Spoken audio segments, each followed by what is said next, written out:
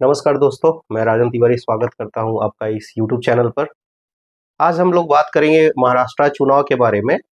और ये जो नया जो बोला जा रहा है मुफ्तखोरी, वजीफा, जो भी बोला जा रहा है, बहुत सारे वर्ड्स इसके लिए बोले जा रहे हैं।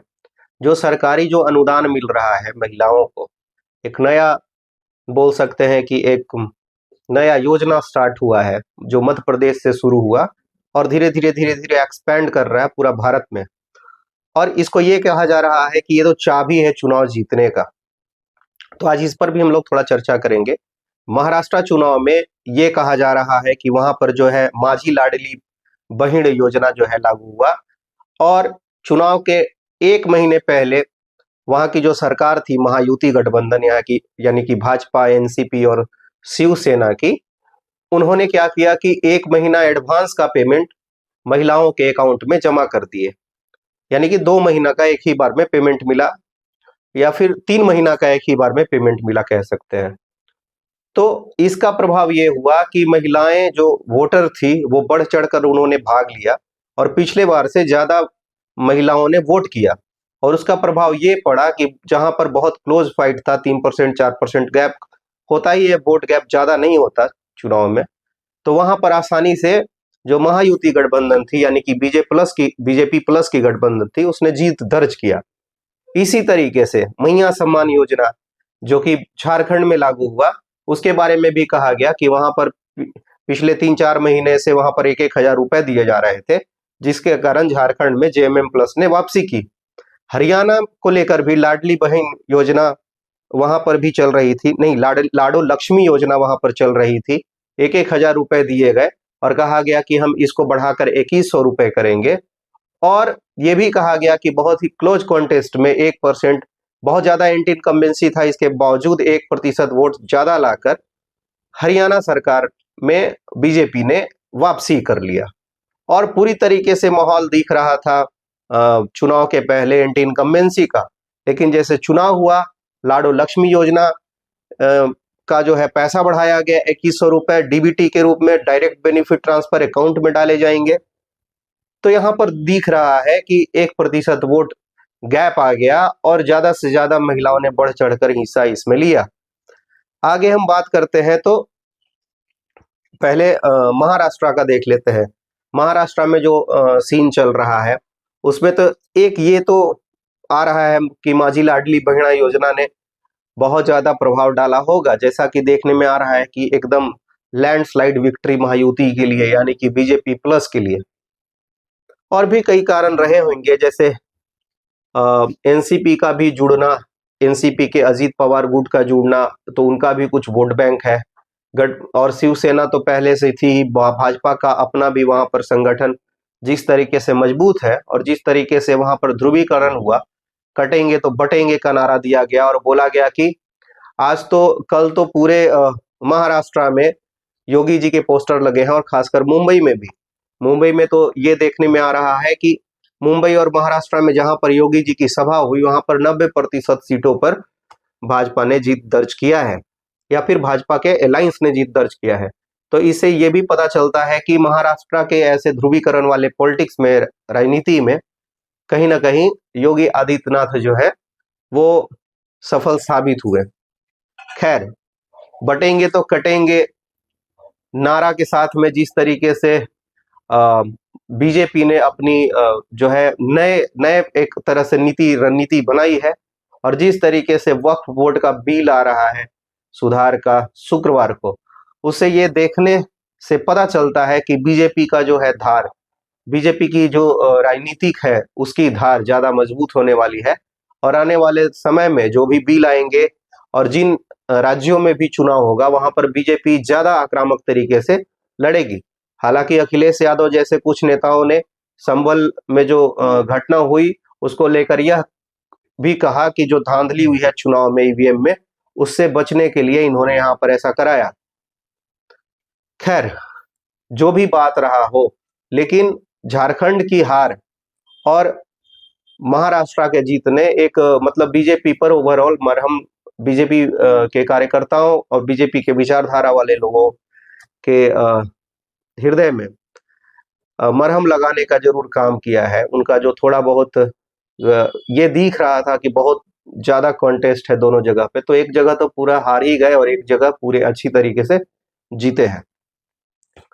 तो अब मुख्यमंत्री कौन है होगा महाराष्ट्र में, इस पर भी चर्चा चल रही है और ये कहना है कि हो सकता है कि जो महागठबंधन है वहां पर भी कुछ गहमा-गहमी दिखता हुआ मिले, बहुत सारे लोग इस्तीफा दे दे, ये कहते हुए कि चुनाव में धांधली हुआ है। इस तरह के भी खबर जो है वहां से आ रही है। खैर जो भी होगा वो तो अभी 1-2 दिन में ही पता चलेगा।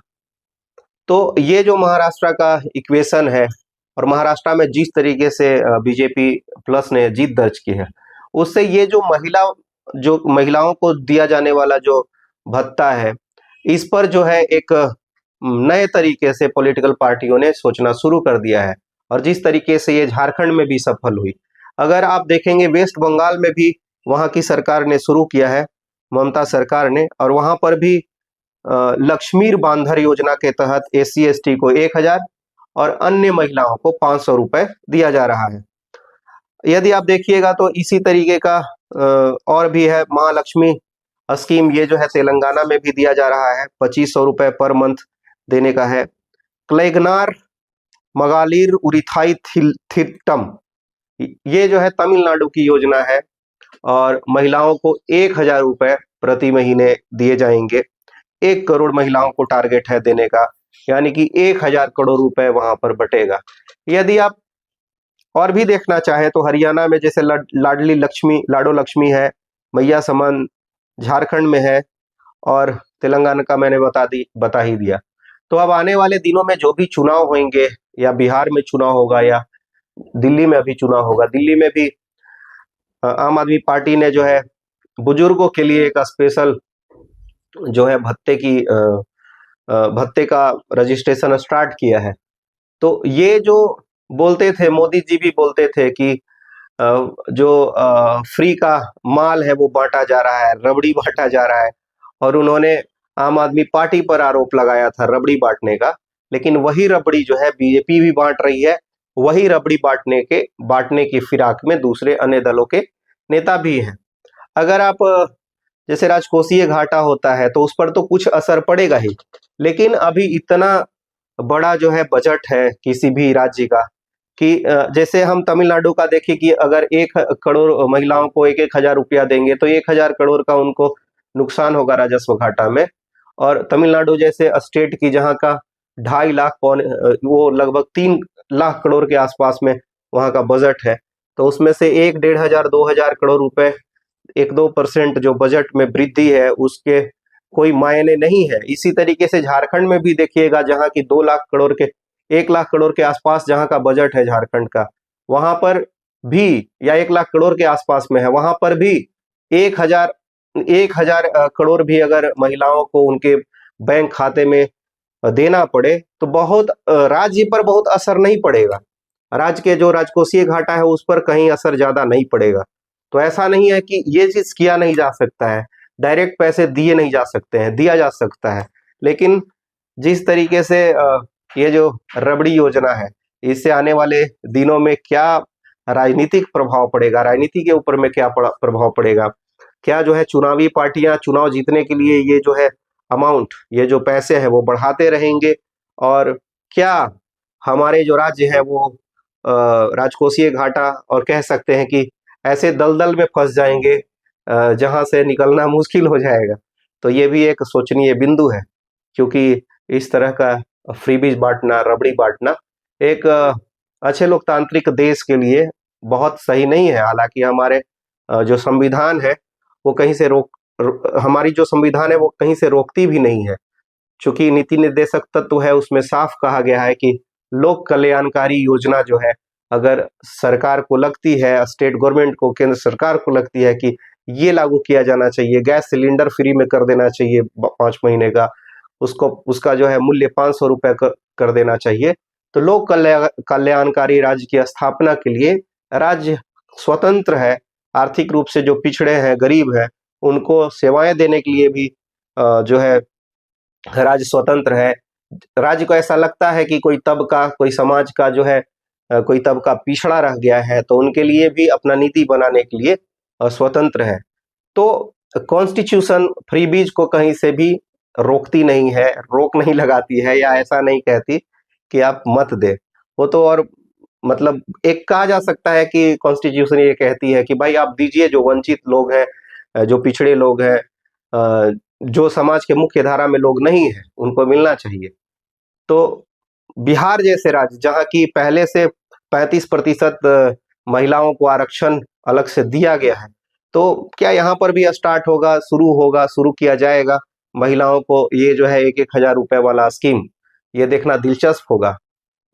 हालांकि जो भी ये हो रहा है, एक तरह से ठीक है, राजकोषीय घाटा बढ़ेगा, एक तरह से ये भी ठीक है कि कहीं ना कहीं राजनीतिक प्रतिद्वंदिता में ये कहीं ना कहीं बढ़ता न चला जाए, तो नुकसान भी पहुंचा सकता है। लेकिन जैसे लोगों की आकांक्षा बढ़ रही है राजनीति को लेकर, राजनीतिक दलों को लेकर, तो उसमें जैसे अरविंद केजरीवाल ने फ्री बिजली का जो है शुरू किया और कई तरह की उन्होंने रबड़ियां बांटी, जैसा कि मोदी जी का आरोप है। मोदी जी की पार्टी तो खुद बांट रही है, भाजपा। तो ये देखना दिलचस्प होगा आने वाले दिनों में कि ये किस तरफ रुख मोड़ती है।